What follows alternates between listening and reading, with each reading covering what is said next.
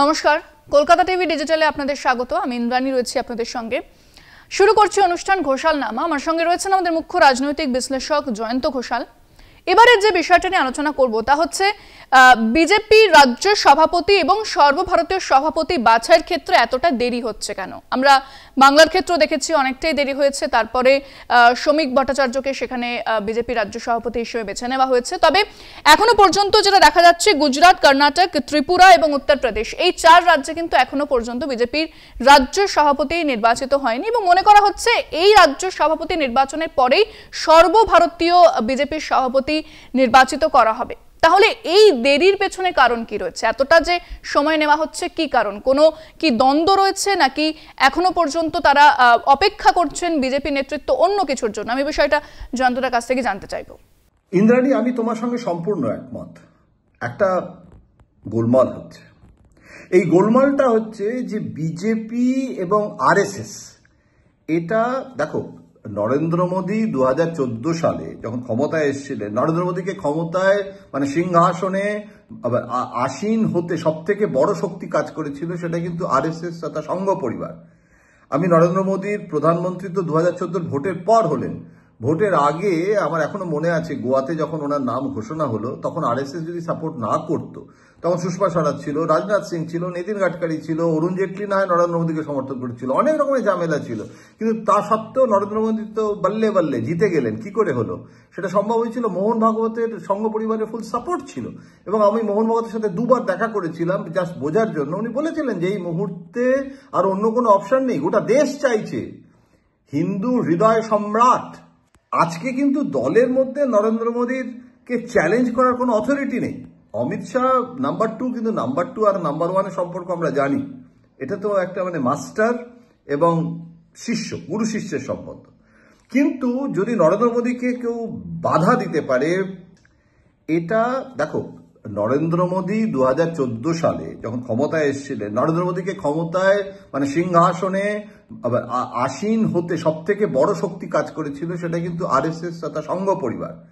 আমি নরেন্দ্র মোদীর প্রধানমন্ত্রী তো 2014 ভোটের পর হলেন। ভোটের আগে আমার এখনো মনে আছে, গোয়াতে যখন ওনার নাম ঘোষণা হলো, তখন আরএসএস যদি সাপোর্ট না করতো, তখন সুষমা স্বরাজ ছিল, রাজনাথ সিং ছিল, নীতিন গাডকারি ছিল, অরুণ জেটলি না হয় নরেন্দ্র মোদীকে সমর্থন করেছিল, অনেক রকমের ঝামেলা ছিল। কিন্তু তা সত্ত্বেও নরেন্দ্র মোদী তো বল্লে বল্লে জিতে গেলেন। কি করে হলো? হবে এখন সভাপতির পদটা নিয়ে যে কলহ, সেটা সভাপতি পদের জন্য, নাকি আসলে এটা মূল লড়াইটা মোদীর যে অথরিটি, সেটাকে চ্যালেঞ্জ করে আরএসএস তার অথরিটিকে এস্টাবলিশ করতে চায়? আমি দিল্লিতে বিজেপি সূত্রে যেটা জানতে পারছি, সেটা হচ্ছে যে নীতিন গাডকারি সব থেকে ফেভারিট ক্যান্ডিডেট। এখন আস্তে আস্তে নীতিন গাডকারিকে এগিয়ে নিয়ে যাচ্ছে বিজেপি। এখন কে সভাপতি হবেন, কে হবেন না, সেটা তো পরের ব্যাপার। অনেক নাম আছে, নামগুলো নিয়ে আমরা আলোচনা করব, সেগুলো তো কাইট ফ্লাইং। কিন্তু মূল তাত্ত্বিক প্রেক্ষাপটটা হচ্ছে যে নীতিন গাডকারির নামটাকে যদি পুশ করে আরএসএস, সেটা যদি নাও হয়, তাহলেও নীতিন গাডকারি অনেকটা এগিয়ে থাকবেন। তাকে ক্যাবিনেট রিসাফল হলেও একটা গুরুত্বপূর্ণ পদে তাকে বসাতে হবে।